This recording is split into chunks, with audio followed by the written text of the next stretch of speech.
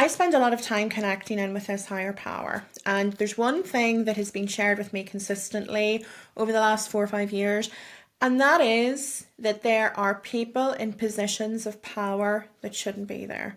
Now, you might call this energy the universe, source, God.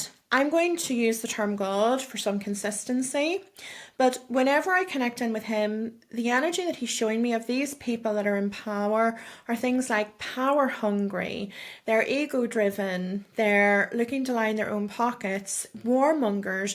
These are really unfavorable things, like he's just said about greed. There are so many things in there that really makes for an unfavorable combination when it comes to somebody that is in a position of power. He's showing me an image here of somebody that's looking in a mirror and thinking to themselves, gosh, I'm like God's gift to the earth, thinking that they're brilliant. Now, just because somebody is allowed to rise doesn't mean that God isn't there and isn't paying attention. It doesn't mean that he has missed anything. God sees everything. So if you have ever been and had a prediction or heard a revelation or a prophecy from somebody, God sees everything. Even down to a tiny cell in your body that is going to grow into cancer. Everything is picked up from this higher power. Okay, and nothing ever goes unseen. So regardless of the words that come out of somebody's mouth, yours included, God can see into your heart and your soul, your thoughts, and he can actually see where your actions are going to take you long term.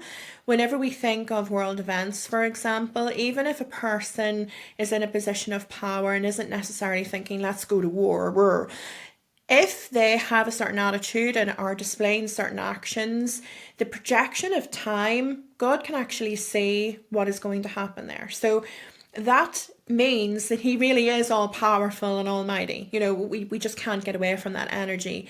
That is the energy that can see everything. So just because a person gets into power doesn't mean that God has missed out here. What I was told was that he will allow a person to get into power. He will allow somebody to rise up, and then he will actually take them down in front of everybody. And he will let the world watch while this person comes to the ground and is dismantled, essentially, and really just so the world can watch this person's downfall. There is someone specifically that I have been given information about here. This isn't the first time that I have shared information about them. I've shared information again a few years ago on TikTok. You will see it on TikTok if you follow me there. Now, this person is in charge of the US. Okay, I don't want to share their name just in case the algorithm kicks me off here, but this person is in charge of the US. And what I am being told is that they are not taking the country and the world, I want to say the world specifically, in the direction that God wants us to go. And the path that he is taking us down is a very destructive one. And that may not be his intention, but remember, God can see everything. So even if his actions at the moment aren't deliberate in that effect, God can see where things are ultimately going. And he has said that this person will not see their full term in office. Okay, so there is going to be a large downfall of this person. I am seeing them behind bars. I don't know what that's going to be in connection to. I don't know if that's going to happen within their term, but that I am seeing that. So there's something there where there's a custodial sentence that is handed down to them. Now, the important thing here is that we are being given the gift of learning how to discern. Now, you might already have thought to yourself, well, I didn't vote for him anyway. You might be sitting here thinking, well, I did vote for him and I would vote for him again. It really doesn't matter. We just have to see how things unfurl here and trust that we're being given an opportunity, a gift, as I said, to learn how to use our discernment. Tap into your own intuition. We all have it. Everybody has it to a different extent. You know, some people's might be a little bit sharper than others, but the message is don't just trust the words that come out of a person's mouth. It doesn't matter who it is. Always listen to how their energy feels within your body. How does your intuition feel whenever you connect in with them, or whenever you pick up on their vibe? Really trust that energy and sharpen it, and learn to depend on it in day-to-day life, because that will help you pick up on those people that do come forward and that are wolf, a wolf dressed in sheep's clothing. They will help you. Those feelings, those intuitions will actually help you learn on who is going to be a good person and who isn't going to be a good person. And it maybe isn't even a distinguishing between who is a good person and who isn't.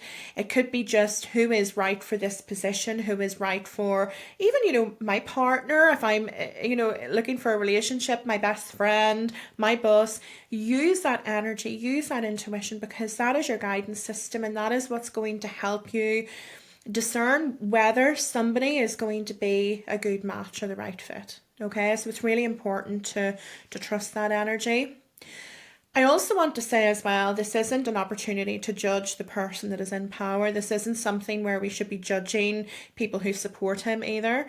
It's not up to us to judge anybody.